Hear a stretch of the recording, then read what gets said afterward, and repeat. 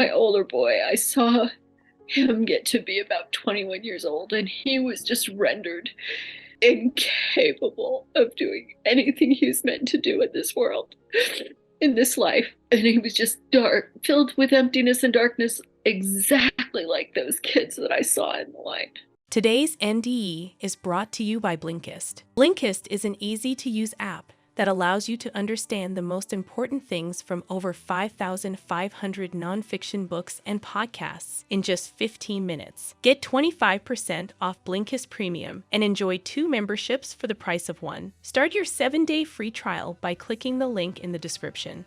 Hi, I'm Angie Fenimore, and I had a near-death experience back in 1991. I had a very difficult childhood. My mother left when I was 9, and my father went off the deep end. So I don't hold any animosity, and in fact, I have a really great relationship with my mother now. But at the time, when I was turning 27 years old, I was dealing with a whole lot of emotional issues, and I blamed myself, and I sought help and couldn't find it in any direction whatsoever. I finally came to a point. I was married at the time, and I had 2 little boys who were just 2 and 5 years old, and I really felt like they would be better off without me. And so I decided to take matters into my own hands. So I did everything possible. I was very serious about this, and I laid down on the couch. I could feel it happening. I could feel myself separating from my body. And you should know that I did send my children to my neighbor's house with a note saying, I'm not feeling well. So they were not there at the time. But I laid down on the couch and I closed my eyes, and I could feel myself separating from my body. There was this huge vibration and this loud noise. I lived on an Air Force base in Okinawa, Japan at the time. And I thought for a moment that there was an F-15 coming down in the backyard. Like, it was that loud and the vibration was that powerful. And so I opened my eyes and I looked over at the sliding glass door with the drapes around the room, and it was clearly not, like, nothing was happening in the room. This was happening within my body. And so I closed my eyes again, realizing it's happening. And as I did, this experience overtook me again, this extremely loud whirring noise and this vibration. And I could feel myself pulling out of my body. And I had known, my stepmother had had a near-death experience that I'd known about. And this was 1991. This was like very, very early days about, where we even knew anything about near-death experience. So that was my only connection to it. And so I realized, oh, this is happening. I'm leaving my body. And I wanted to watch. And so I opened my eyes. And as soon as I did, I was sucked back into my body. My stepmother had gone up to the corner of the room, and she was in the emergency room, and she had watched doctors working on her. And so that's what I wanted, was to see this happening. And as soon as I opened my eyes, I could feel myself sucked back into my body. And so I eventually, I did this a few times, and then I just closed my eyes and willed it. And that was when I realized that will was part of this. Like, I was willing my own departure from this world.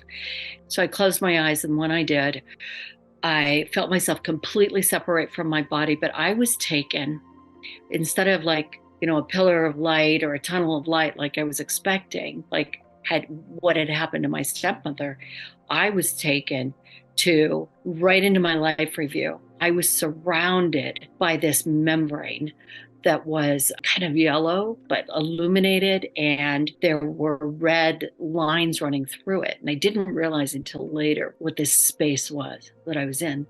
And then suddenly I felt myself like this and being squeezed. And then I was overtaken with this experience of euphoria and immense love, like emanating from myself, emanating from outside of myself.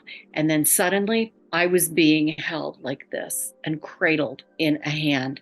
And I'm looking up at this woman who looks exactly like me. So I was really confused, because suddenly I'm experiencing not just my own experience, but the experience of this woman as well. And so it took a second to realize I'm looking at my mother. I look exactly like my mother.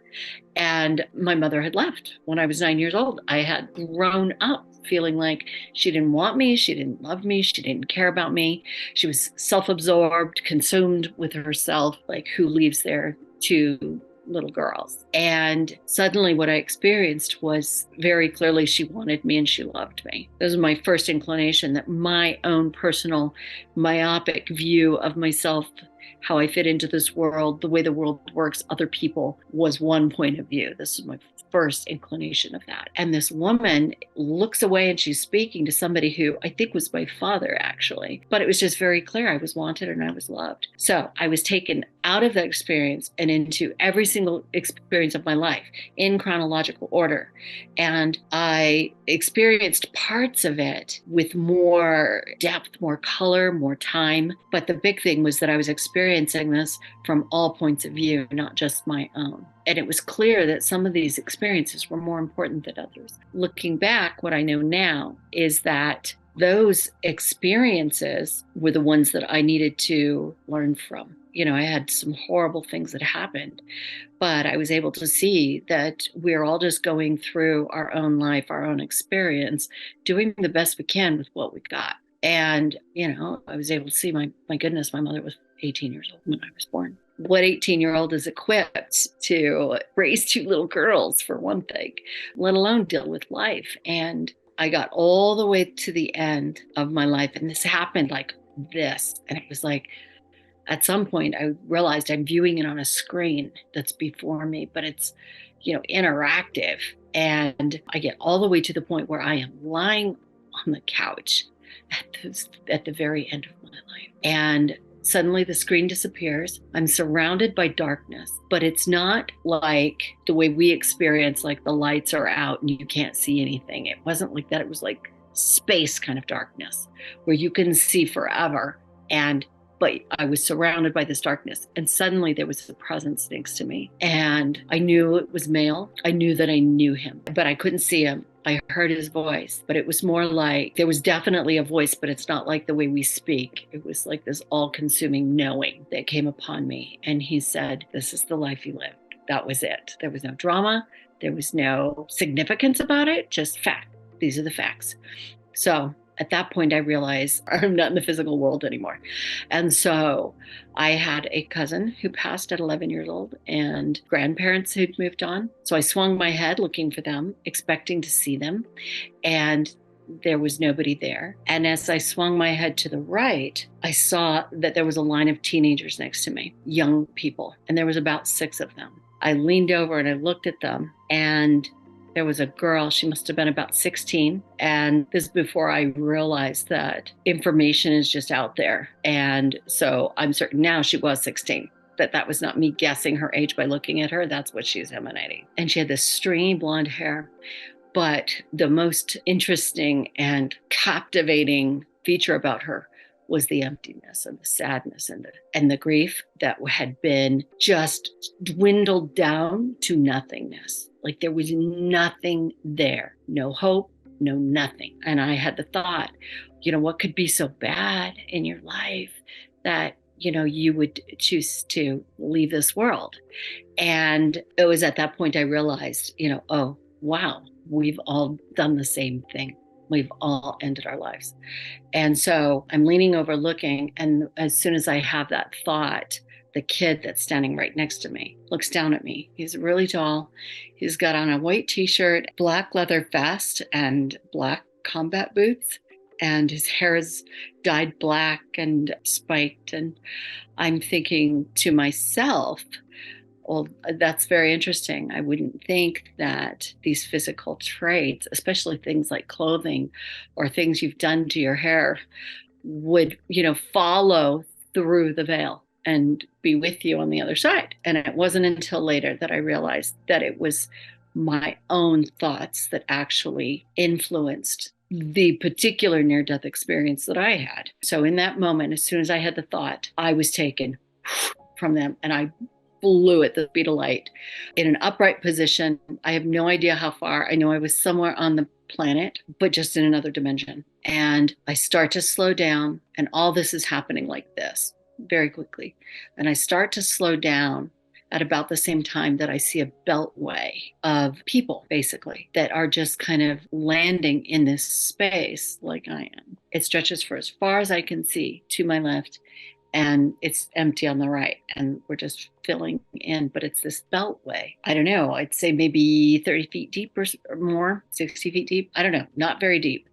And so I land in this space and I'm looking around. And the first thing I notice is everybody is in filthy white robes, which surprised me. I didn't expect it to be that literal. And the next thing I notice is how disconnected they are from each other. By this point, I'm realizing that thoughts are audible, that you don't have to speak something for it to be known, heard, consumed.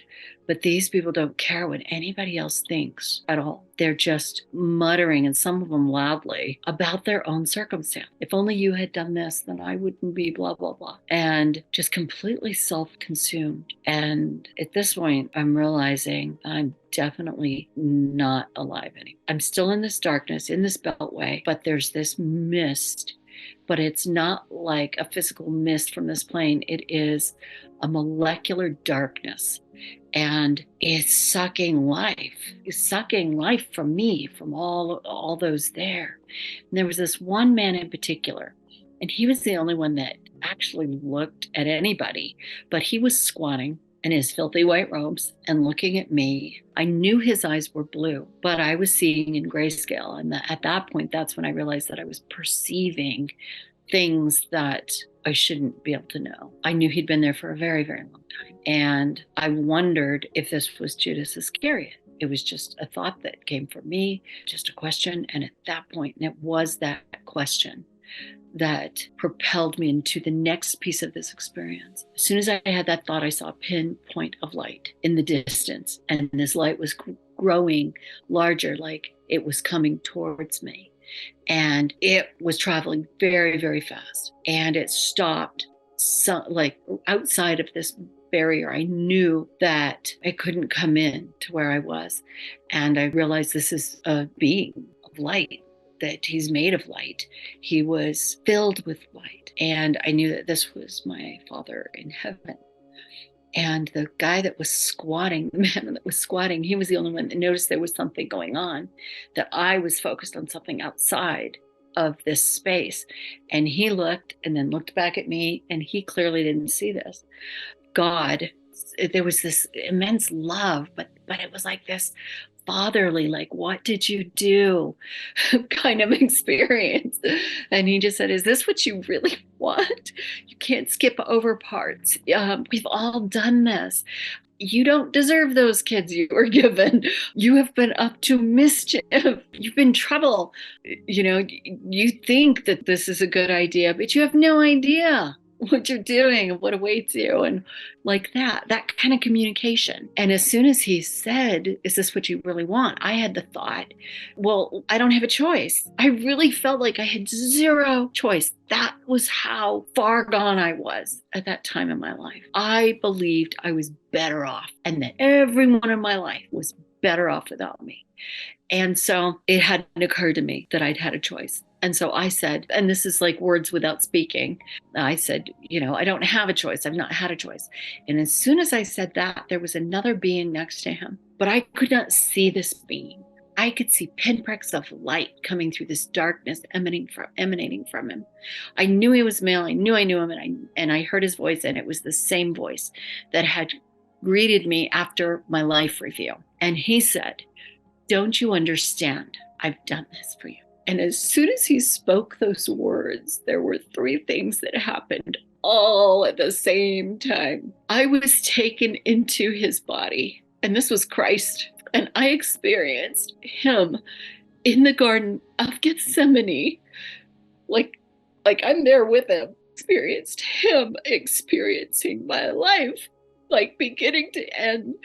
And in that moment I got, there is somebody else who knows what I've been through and what this was like for me, and how I could come to this point where I would choose this over anything else. And then at the same time, I was experiencing being in his body in that moment, and this exchange of energy going back and forth between who I perceived as God the Father and Christ, but it was like Christ downloading my experience to the Father until they were like one. And all this is happening like this. And the third thing that happened is I'm seeing myself from Christ's point of view across this invisible barrier in this dark beltway, this beltway of darkness. I see myself that way. And then I also am experiencing seeing him inside my own body. And so as soon as he said, "Don't you understand? I've done this for you," my initial thought is, yeah, okay, great, but that doesn't solve anything for me. I cannot do my life anymore. And then I was shown what would happen to my two little boys who were just 2 and 5 years old. My youngest one got to the point of being about 8 years old, and then he was taken because he could not do this life without his mother. And my older boy, I saw him get to be about 21 years old, and he was just rendered incapable of doing anything he was meant to do in this world, in this life. And he was just dark, filled with emptiness and darkness, exactly like those kids that I saw in the line. I didn't see the details of their life, but I saw like the emotional roller coaster of their life, basically. And as soon as I saw that, it was like this tiny whisper that didn't even get uttered, just like barely the smidge of a thought. Okay. And as soon as I had that thought, I was like pulled up out of this space. I was hovering above it and traveling back to my body. I was surrounded by these beings of light that were just in this, space like oil and vinegar above this dark space. And I asked this question, what are they doing? And I'm still hearing the voice of God. And I'm told they're helping you. They always have been. They're preparing the earth. They are helping all of you. So as I'm traveling back to my body, it's like I was packed this suitcase of all the things that I would need. Much of the knowledge I acquired during that trip back, I was not permitted to bring with me back through the veil. Some of it I was, but most of that was just like packed within me so that I had what I'd need in order to do this world. So one of those things that I was told was that we don't get past the year. It was approximately 2015. And mind you, this was 1991, January of 1991, without the world doing this shift where we'll no longer tolerate. The earth itself will not tolerate, like the earth has the flu with all the horrible things human beings do, and that there will be this separation. And I hate to use the words good and bad, evil, it's darkness and light is what it is. And both are required in order for anything to happen within life. And so it was 2013 when I saw this actually happen, where this happened. So I traveled back and I slip back into my body. And as I do, I sit up on the edge of the couch and I can feel the effects of everything that I've taken to make this happen. I'm just like pupils blown. I can hardly move, white as a ghost. But I look around the room and I can see on a molecular level, all my houseplants are radiating light. Like they are made of light. I can see information of light coming through my TV, which is off. But I can see like the past, the present, the future, the throw pillows on my couch. I could see them in molecular form, vibrating. We are couch serving you, serving God. We are throw pillow serving you, serving God. We are matter organized, serving you, serving. I could see that everything is made of these elements of darkness and light and spirit animated into physical form. And my then husband were still friends, but we eventually divorced many years later. But he came through the door. He worked at NORAD at the time. It's a big deal to leave. You don't leave during the middle of the day in a lockdown facility on an Air Force base. And he came in. He just had a feeling he needed to come in. And he came in, sat down on the couch, and I could tell he knew something was going on. And I just looked down and I'm like, he says, "Are you okay?" And I said, "You are not going to believe this." So that space where I could see in physical form light and darkness stayed with me for 3 days as I recovered. And it does return to me. Like I can still see it in spirit form. So that stayed with me. And when I came back a different human being. And I've continued to learn all through the years too, is that there is life in forgiveness. Like that big thing that I learned looking into my mother's face when I was just a newborn in my life review is we are all doing the best that we can. So my biggest takeaway from my own near-death experience is that, light and darkness exist, and it's not a bad thing. It just is what it is. And, life isn't meant to be perfect or easy. And sometimes it is, and sometimes it isn't. But it's not life if it's always just perfect. Everything is just really a moment, in the grand scheme of things. And, I can endure anything. And it's not like I haven't, had some rough times or experienced loss in all these years.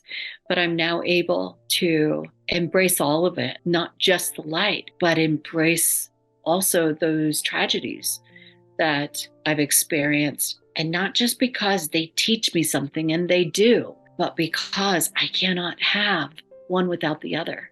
There cannot be this amazing ecstasy of being alive, the love that I experienced with my children, with my mother, with my husband, with my grandchildren, with my friends. I could not have that unless there was also the other.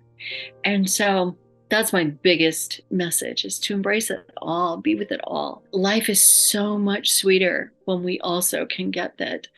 It's that whole old adage, walk a mile in my shoes. If we all could just really get inside each other's shoes, if we all could do that, and in one moment, war would end, hunger would end, all atrocity, all depravity would end in that moment if we could be in each other's shoes. That is a very powerful place to stand, to learn to just be okay, saying sorry, and be okay that life is not perfect. That's not the design.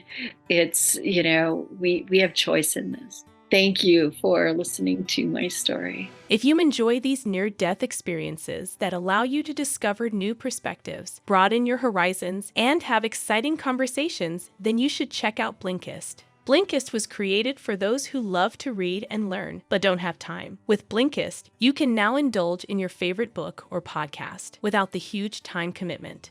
Blinkist helps with understanding the most important things from over 5,500 nonfiction books and podcasts, and makes it easy to share with your family and friends. What we like most about Blinkist is that you get personalized recommendations curated by experts, and the convenience of getting key ideas in either audio or text format. Learning new things and creating new habits is way better with people. And with Blinkist Spaces, you can now create a custom space for your book club, workplace, or group of friends to make recommendations conveniently to one another within the Blinkist app. And with Blinkist Connect, every premium plan can be shared by 2 people. But don't worry, each person will get their own separate account, so they can share what they want, when they want. With Blinkist, you will be joining the 23 million users who are already learning, reading, and listening to more content in less time.